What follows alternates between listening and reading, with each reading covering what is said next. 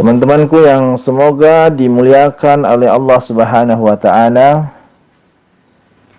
Kali ini ana akan mengangkat dengan tema Al-Qur'an menguak tabir realita. Imam Ibnul Qayyim Al-Jauziyah rahimahullah mengatakan, Allah tabaraka wa ta'ala menyamakan antara dosa dan hutang. Orang yang berdosa akan menanggung kerugian di akhirat, sedangkan orang yang berhutang akan mendapat kerugian di dunia. Maka dari itu, ketika Anda mempunyai hutang, mohonlah kepada Allah agar dimudahkan untuk melunasinya. Jangan anggap enteng perkara hutang. Karena kelak jika antum tidak membayarnya di dunia, maka Allah dengan kemahaadilannya akan mempertemukan antum kembali dengan orang yang memberikan hutang. Tidak berlaku lagi dinar dan dirham di sana, tetapi pahala dan amal antum akan diambil sesuai dengan kadar utang yang antum pada saat di dunia belum melakukan kewajibannya. Ingat bahwa kemaksiatan adalah penutup pintu kehidupan. Karena sesungguhnya seorang hamba akan diharamkan baginya rezeki jika dia melakukan perbuatan dosa. Maka orang yang membuka pintu kehidupan tanpa adanya kunci takwa, maka dia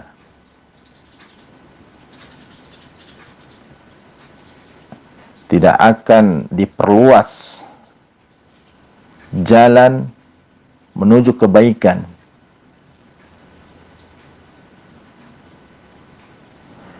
Dia tidak akan mendapatkan tuntunan dari Allah Subhanahu wa taala.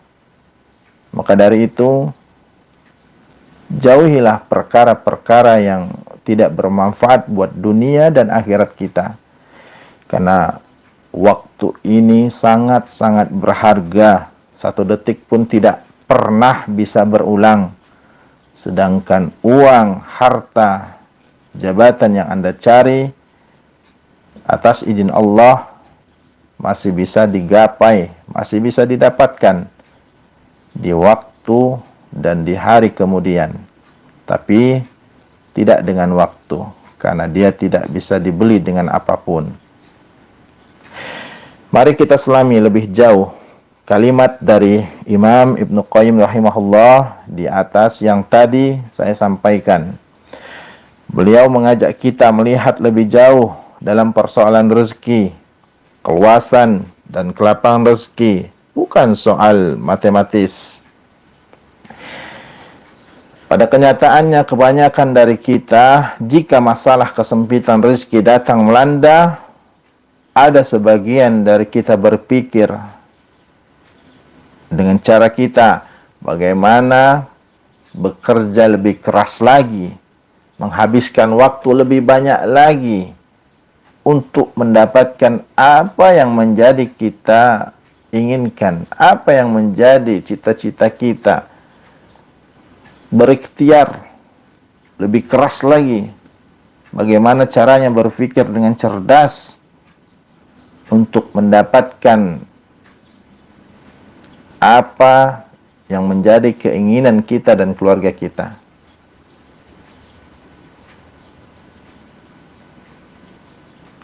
Al-Quran mengajarkan kita untuk melihat lebih jauh. Bukan dengan hanya sekedar apa yang nampak di mata kita. Al-Quran terkadang tidak sejalan dengan akal pemikiran kita. Kita lihat bagaimana caranya Al-Quran menyelesaikan urusan rezeki kita. Setelah itu, barulah kita kaitkan dengan masalah yang kita hadapi hari demi harinya. Proses pengobatan ruqyah syariah yang selama ini kita lakukan, sebagaimana yang Allah Ta'ala firmankan, A'udzu billahi minasyaitonir rajim. Wa qultu astaghfiru rabbakum innahu kana ghafara. Wa qultu astaghfiru rabbakum innahu kana ghaffara. Kata Allah, maka aku berkata kepada mereka, mohonlah ampun kepada Tuhanmu, sesungguhnya Dia Maha Pengampun.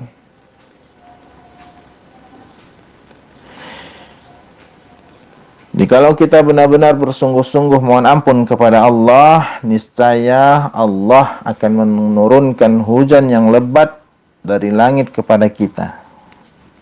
Dan Allah Tabaraka wa Ta'ala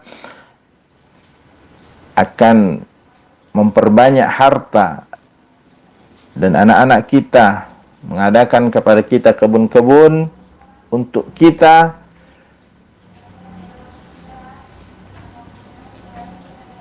yang insya Allah dengan itu semua Allah Tabaraka wa Ta'ala akan memberkahi kehidupan kita dan keluarga kita.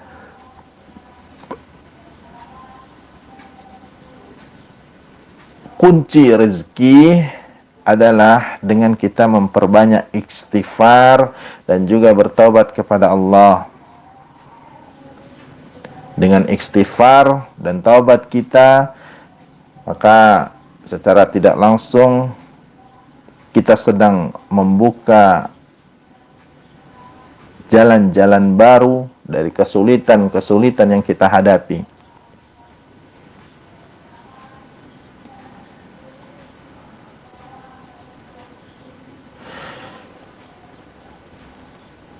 Ingatlah bahwa ketika cara Al-Quran mendudukkan sebuah masalah, permasalahan dilihat dengan cara yang sangat mendalam dan mendasar. Contoh bahwa tanaman yang rusak bukan sekedar karena diserang hama, tetapi karena kita bermasalah dengan zat yang menciptakan tanaman tersebut. Perumpamaan hujan tidak turun bukan semata-mata karena iklim yang tidak bersahabat, tetapi karena kita tidak mengindahkan zat yang mengatur iklim tersebut.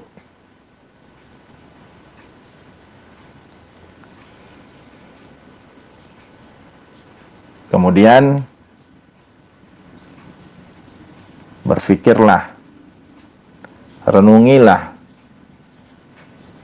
bahwa harta yang berkurang juga bukan karena tidak piawainya kita dalam berbisnis. Itu disebabkan karena kita menjauh dari zat yang memberikan rezeki. Begitu banyak kesalahan-kesalahan yang kita hadapi, namun sayangnya kita terlalu sombong, terlalu angkuh, menyatakan bahwasanya apa yang kita lakukan adalah asbab dari upaya dan juga kerja keras kita. Padahal Allah Tabaraka wa Ta'ala yang menjadikan semua itu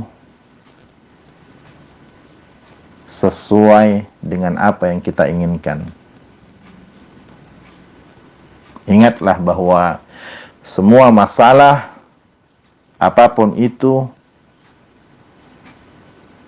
asalnya dari diri kita sendiri. Allah zat yang memiliki, dialah yang maha menguasai segala sesuatu. Demikianlah cara pandang Al-Quran terhadap segala masalah yang kita hadapi, yakni dengan melihat sesuatu yang lahiriah, dengan kacamata ruhani dan imani yang kita miliki. Perkara sudut pandang adalah perkara yang serius. Ini yang harus kita renungi, teman-teman sekalian. Karena salah meletakkan sudut pandang akan membuat kita salah memahami dan salah menyikapi segala sesuatu yang datang di dalam kehidupan diri kita dan keluarga kita. Ujung daripada permasalahan ini adalah menimbulkan jiwa yang resah, munculnya keraguan-raguan kepada Allah, kepada takdir yang Allah sudah tentukan, yang berefek kepada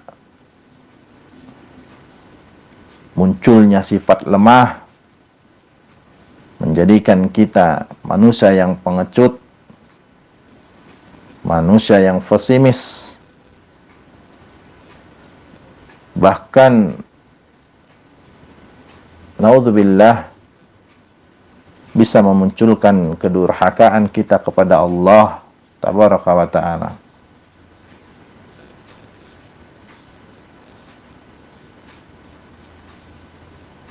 Semoga Allah menjaga kita, menjauhkan kita dari perkara yang tidak bermanfaat buat diri kita di kehidupan dunia ini. Teman-temanku, ingatlah bahwa seluruh apa yang udah Allah tabaraka wa ta'ala takdirkan kepada kita itu sangat baik buat kita. Ikhlaslah dalam menerima segala sesuatu yang Allah sudah tentukan kepada kita.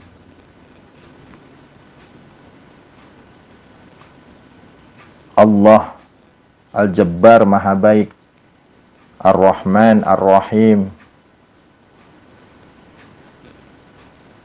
sangat menyayangi kita lebih daripada diri kita sendiri. Namun terkadang kita sering lupa, sering lalai. Makanya Allah menegur kita dengan kesakitan, dengan kesulitan. Tujuannya tidak lain dan tidak bukan agar kita kembali kepadanya, kembali ke jalan yang lurus, kembali ke jalan yang benar. Dan semoga dengan teguran yang Allah Subhanahu wa ta'ala berikan kepada kita di kehidupan kita, dengan izinnya, mereka-mereka yang saat ini diganggu atau dikuasai oleh syaitan laknatullah alaih dari golongan jin berubah lebih baik lagi,